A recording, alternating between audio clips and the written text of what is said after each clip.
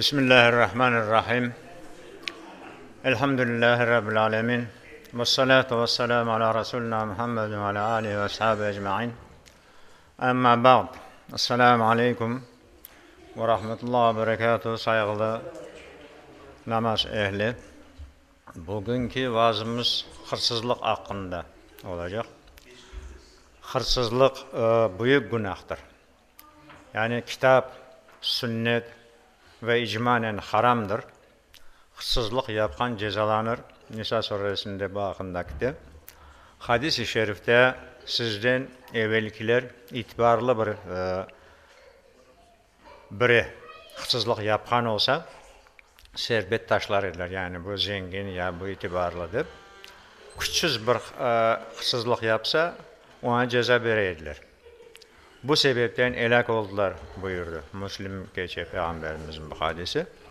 Hırsızlık kendi özü bir büyük günah olgan aldı. Başka günahlar işlemesine de sebep olabilir. Katillik, malının çalınmasının haksızlık vaziyetine düşkeninin dinin, dünyasının zararga uğraması gibi. Çalınmasaydı o malını hayır işlerge kullanacak olması, bundan ötürü keder olması, mesela vakıf malının çalınması bu günahını daha arttırır. Çünkü cemaat malı.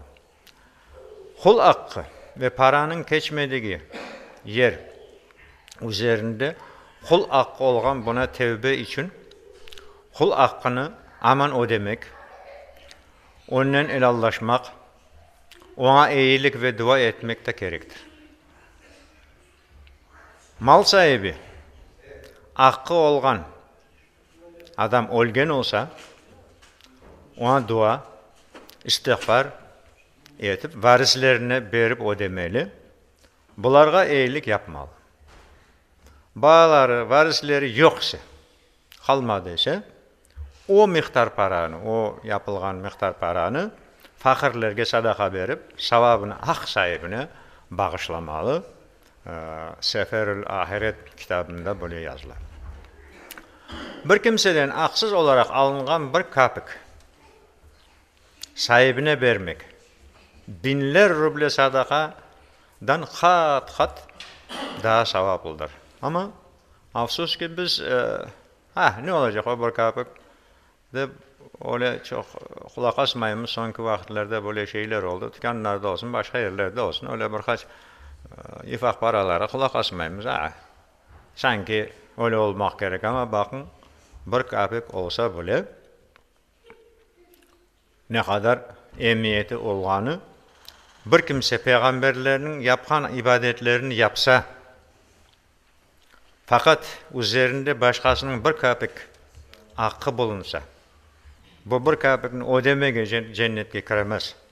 Mektubat-ı Rabbani'de İmam Rabbani böyle yazar. Kıyamet günü hak sahibi hakkından vazgeçmez ise bir dank yani Peygamberimizin davrında yarım gram kumuşka bir dank verilir. Hak için cemaatten kılıngan ve kabul olgan 700 namazı alınıp hak sahibine verecektir. Durul Muhtar'da böyle yazar. Cemaatle kılıngan 700 namazı alınıp yani bir dank nedir? Yarım gram kumuş hakkı olganı kirgen olsa, hakkına kirgen olsa 700 namazı. Bak ne kadar ne gösteriyor. Kul hakkını Allah-u Teala'nın hakkından evvel ödemek gerektir. Kul hakkı olgan günahlarının affosu güç ve azap ve daha şiddetlidir. Başkasının hakkını aşağılan hak sahiplerine helallaşmayınca affuğa uğramaz. O sahip razı olmayınca Allah-u Teala ona bir türlü şey yapar. Yani üzerinde kul veya hayvan hakkı bulunan Allah-u Teala affı etmez ve bunlar cehennemge girip cezalarını çekecektir. Hadika kitabında böyle yazılır. Hadis-i şerifte buyuruyor ki üzerinde kul hakkı olgan ölmeden evvel o dep elallaşsın. Çünkü ahirette altının, malının emniyeti olmaz. Okun. O denecege kadar kendi sevaplarından alınır. Sevapları olmasa ak sahibinin günahları bana yüklenir. İmam Bukhari'de geçiyor. Muflis şu kimsedir ki kıyamette defterinde pek çok namaz, oraza ve zekat bulunur. Fakat bazılarına çeşitli taraftan zararı tokungandır. Sevapları bu ak sahiplerine dağıtılır. Akları ödemeden evvel sevaplar bitse ne yapacak?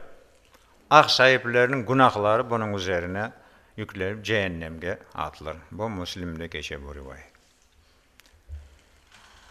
Ve Nesai deyir ki kibiri, hıyaneti ve kul borcu olmayan mümin cennetke girer.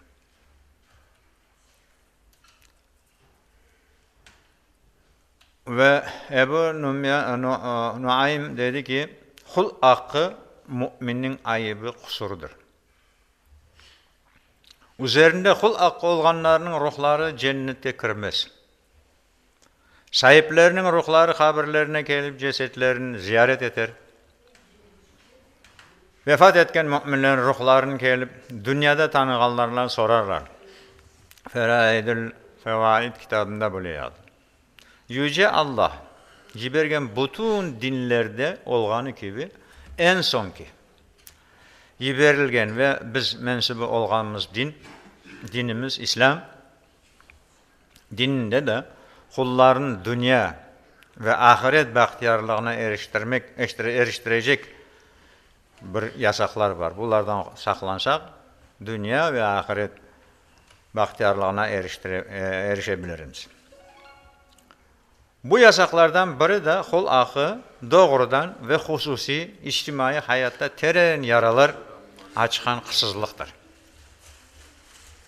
Hırsızlık keng manasının başkasına ait bir şeyini olgan yerinden sahibinin haberi olmadan gizli almaktır. Bu alınan hırsızlık maddi değer ifade etken bir malını çalıngan olarak anlaşılacağı gibi başkalarına ait bilgi, ilmi eserler, sanat eserleri ve teknika icat vesaire. Bunlar da hırsızlığa girer böyle. Onun haberi olmayıp alıp o kitapları birden başkattan bastırmak ve o ilmi ihtiralar olsun, teknika meselelerinde olsun. Bunlar da aslında devletlerde, bir devletlerde prava, avtorski prava diyen kanunlar da var, lakin Allah huzurunda da bu da hırsızlık hesabına geçer. Ve bunlar da çalmak manasına anlarlar. Hırsızlık emek etmeden haksız bir şekilde kazanç elde etmesine ve toplumga hırsızlık çıkmasına sebep olmakta. Hakikaten Kur'an-ı Kerim'de Estaizu billah Ya eyyühellezine amenu la te'kulu emvalekum beynekum bil batil. Sadakallahu aleyhi. Ey iman etkenler! Karşılıklı rızaga dayangan ticaret oluğu alı istisna. Yani ikinizin arasında anlaşma olup da alışveriş olgandan başka mallarınızın batıl, haksız ve aram yollarının aranızda alıp vermek ve aşamam. Yani o anlaşmanın böyle fiyatı kesilip alıp verip aranızda alıp vermek bu alışveriş. Ama böyle bildirmeyip gizliden aram yollarının alıp bu mallarını aşaman diye buyurar. Nisa suresinin 29. ayetinde Allah-u Teala. Sevgili Peygamberimiz de Müslümanın diğer Müslümanğa malı, ırzı ve kanı haramdır deb buyura. İslam dininde hırsızlık haram olarak hüküme bağlanır. Ayrıca büyük günahlar arasında zikredilген.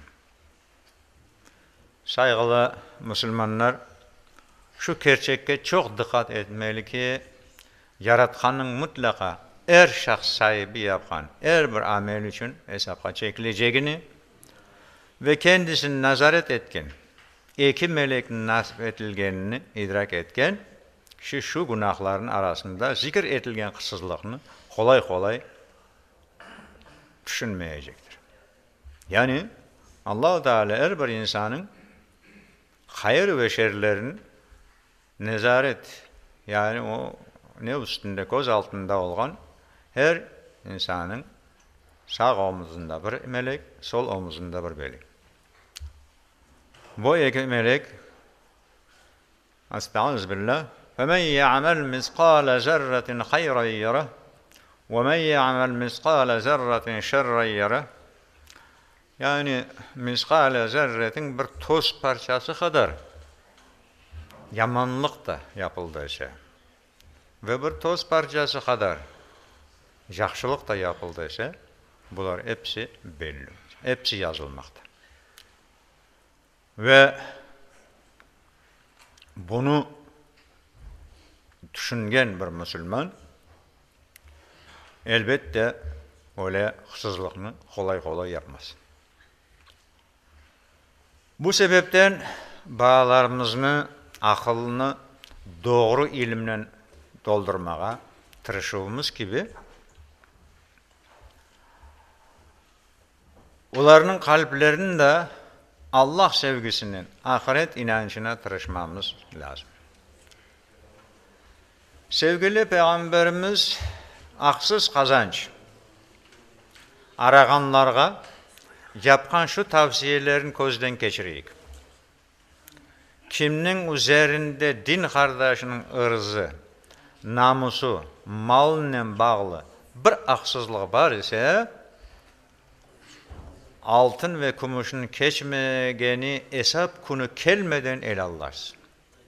Yani o kıyamet günü. O vakit ne altın, ne para, ne gümüş, ne kuş, ne kuvvet bir şey fayda vermez. O günü yalnız Allah huzurunda cevaba çekilecek. Onun için o ağır, dehşetli gün gelmeden o güne el allarsın. Ama o günece beklediğinde de faydası olmayacak, çünkü sağlığında yapmasa o günü el allaşmaya imkanı olmayacak. Aksi halde yapkanı haksızlık ölçüsünde iyi amellerine alınıp hak sahiplerine verilecek. Ne de güzellikler yap dese dünyada hepsi gidecek.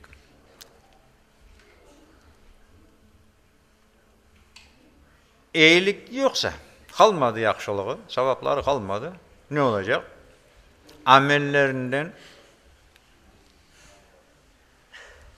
o günahlar, o sahiplerinin, o şeylerin sahiplerinin günahları alıp haksızlık etken kimseye yüklenecek.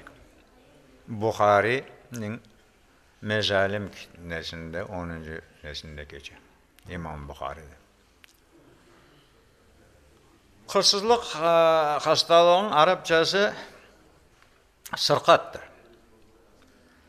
Ve hırsızlık yapan kimseye sarik derler. Kur'an-ı Kerim وَاَنْ لَيْسَ لِلْاِنْسَانُ اِلَّا مَا سَعَى bildire ki, bilsin ki, insan için öz çalışmasından başka bir şey yoktur. Bize atalar söz de vardır da bir yerdeki gibi hırsızlık ne onsa sıçan oynarıydı der. O da bir gün ola, bir gün kapkana düşer. Ve Kur'an'ın buyurduğu da insanlar bilsin ki onun için ne kadar ne olsa da olsun çalışkanı sebebini. Olsun mahşer için çalışkan ameli olsun namazı, zekatı ve orazası ve ilahı ve olsun bu dünyada geçinmek için kazandığı ozu manlay terinden çalışıp kazandığı bereketler ona. Ama bir başkasından kısıslayı bir emanet o. Onu da bir devirdeyle düşersin. Ondan da mahrum kalırsın. İnsanların hak ve adaletten arınmalarını istegen Allah Celle Celaluhu Kur'an-ı Kerim'de şöyle buyuruyor ki la ta'kulu envale beynekum bil batil. Mallarınızı aranızda haksız sebeplerinden aşamayın. Ve diğer ayette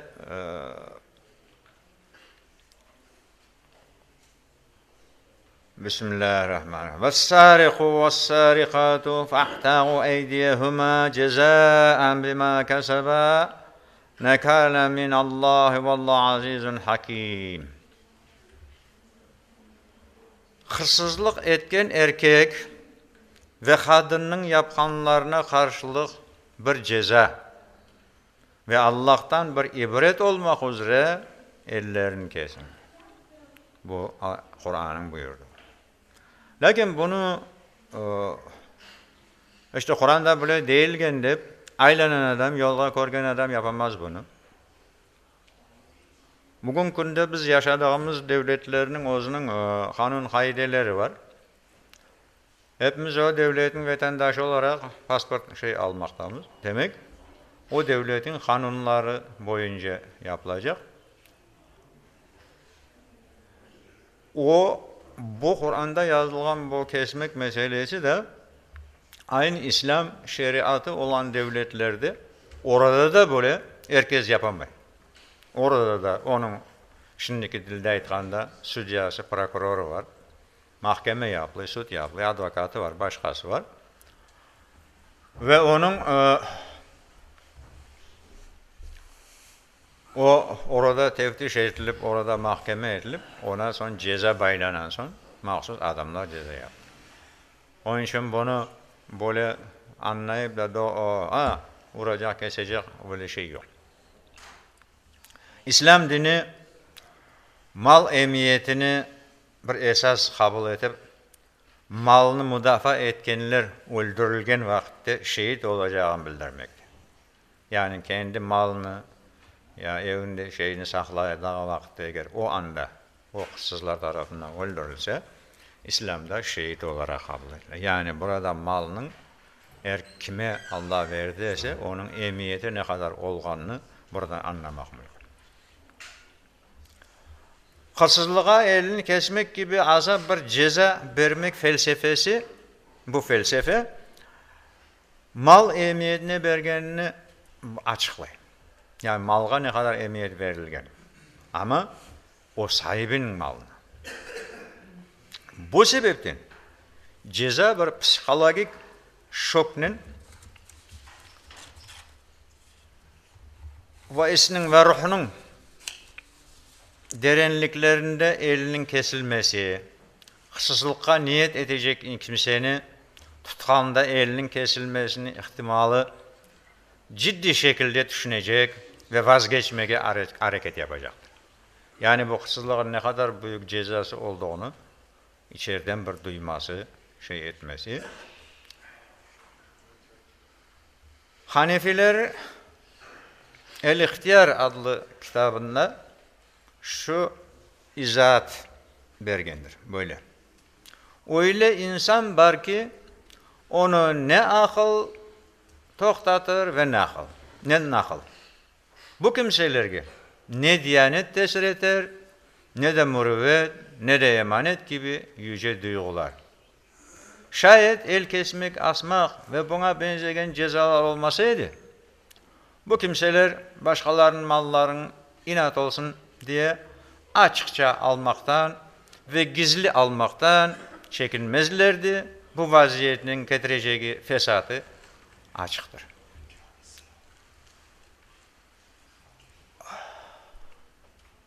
Bir hadisi şerifte Buhari, Müslim, Ebu Davud ve Tirmizi getiriyor ki bu hadisi şerifte böyle bir şey var. Zinacı kimse zina yapan sırada mümin olarak zina yapmaz. Hırsız da çaldığı sırada mümin olarak hırsızlık yapmaz. İçkici içki içken zaman esnasında mümin olan halde içki içmez. Bakın ne kadar bu hadis zorlu ki hadis-i şerifte müminin büyük günahlardan olan hırsızlık yapmak, içki içmek ve zina etmek gibi faaliyetten birisini yapan esnasında mümin olmadığını, imanının onu terk etkenini ifade etmekte. Bu vaziyet üzere ölgen bir insanın imansız ketme vaziyeti ortaya çıkacaktır. Ki bu ebedi cehennemge düşmesine sebep olmaktadır. Çünkü hadiste değil ki zinacı zina yapan vakti iman olarak yapar. Demek imansız. O esnada öldürülgen olsa, tövbe edilmegen olsa demek imansız.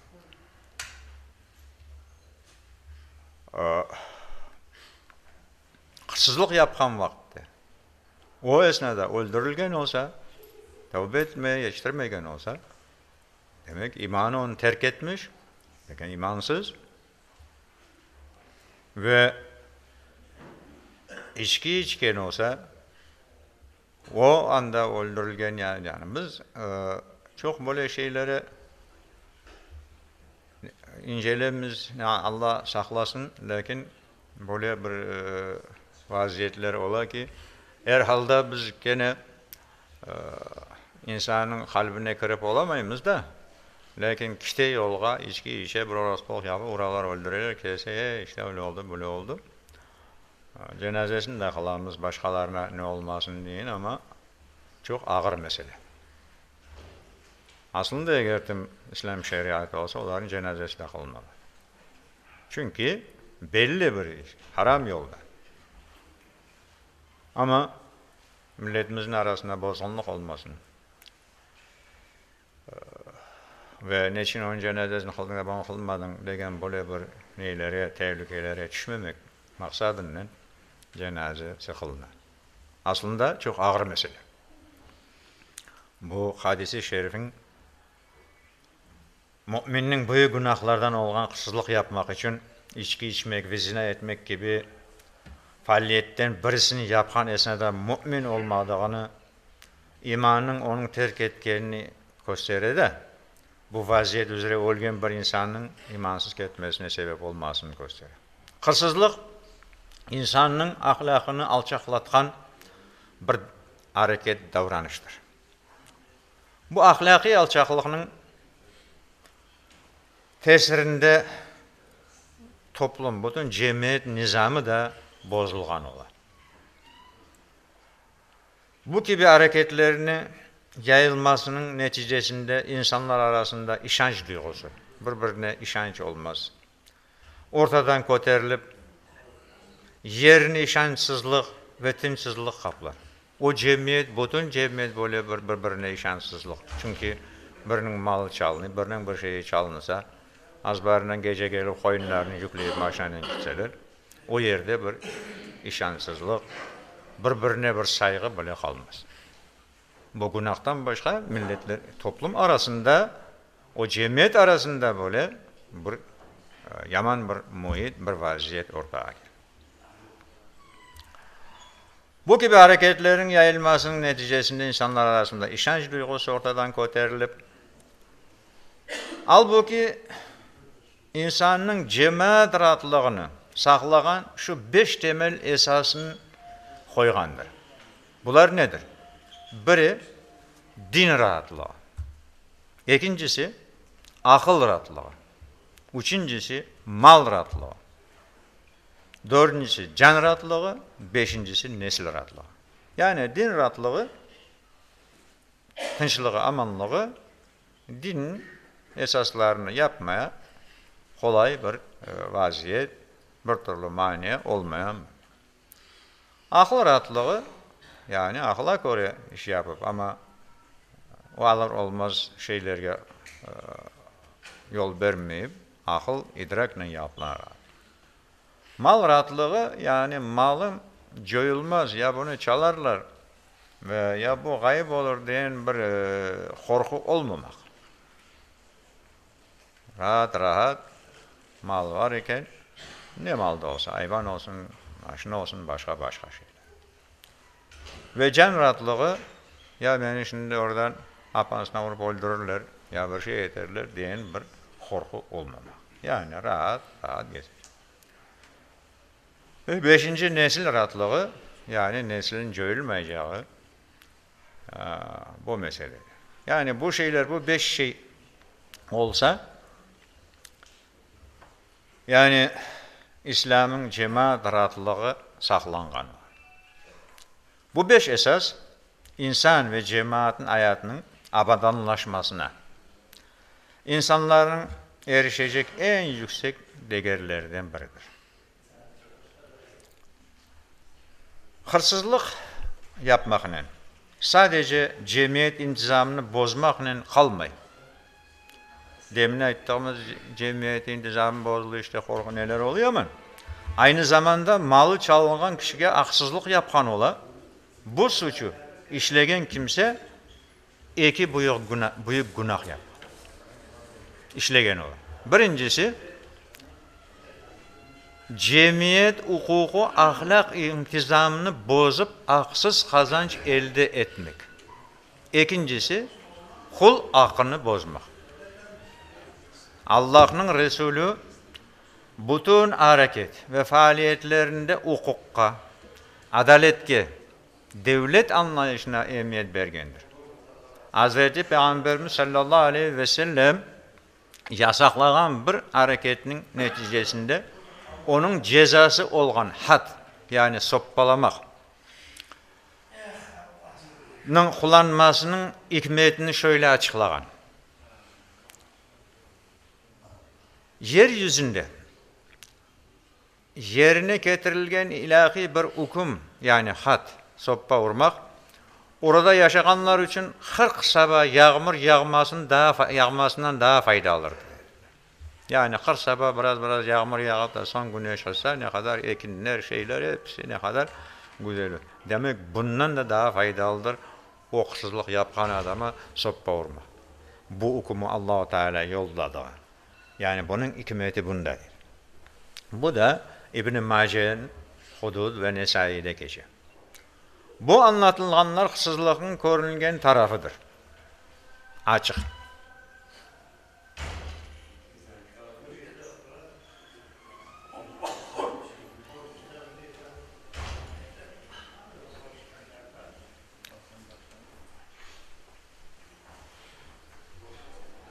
Bu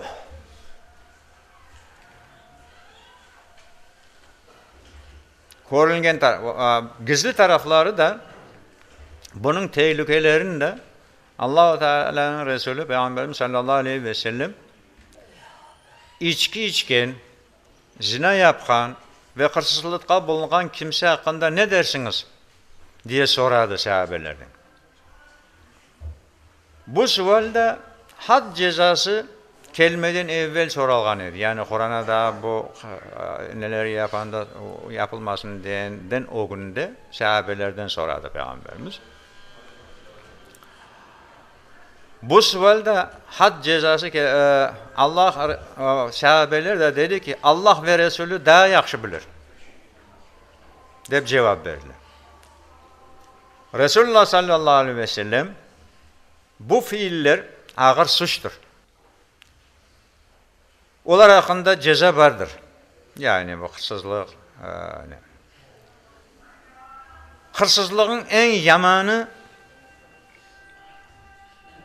da namazdan çalmaktır dedi. Bunun üzerine ya Resulullah, kişi namaza nasıl çalar diye soradılar. Şu cevabını verdi. Ruknu ve secdeni tamamlamaz. Bu namaz hırsızı sayılır. Mutavatta da keçe. Rivayete göre bu Tefsir-i Kebir'de keçe ki bir kimse Hazreti Peygamber sallallahu aleyhi ve sellem huzuruna geldi. Dedi ki ey Allah'ın Resulü, ben sana yani Allah'tan getirilgen dinge iman etmek isteyeyim.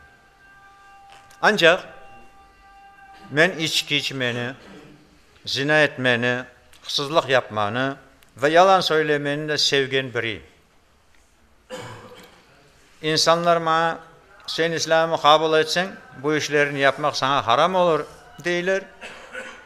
Benim bunların da kolaylıkla taşlamaya gücüm yetmez. Bunlardan birisini terk etmeme razı olsanız sizge inanırım der. Ve Peygamberimiz sallallahu aleyhi ve sellem ona ne dedi ki? Yalan terk etti.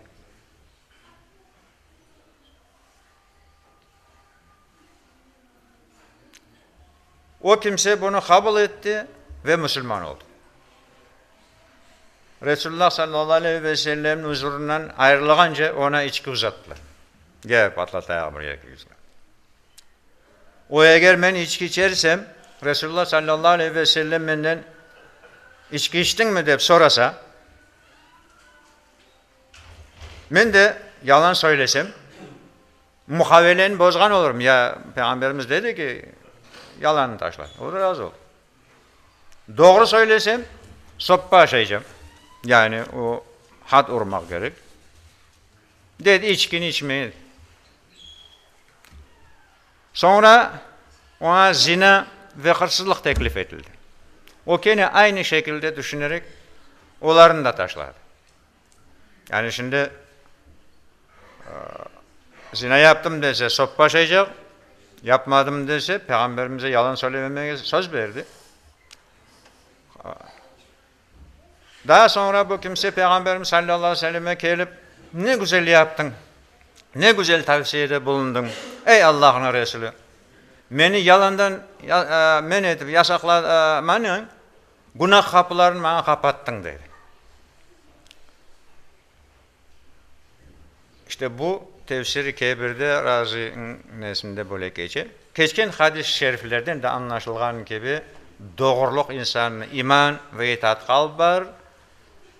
Eken yalanda insanın başta inkarcı olmak üzere çok yamanlıkla düşürmekte. Hırsızlık hastalığından kurtulmak yolu, hırsızlıktan kurtulmuş için hem devletinin, hem cemiyetinin, hem de şahsların hastalığa yakalanan insanların yapması gerek vazifeleri ve mesuliyetleri vardır.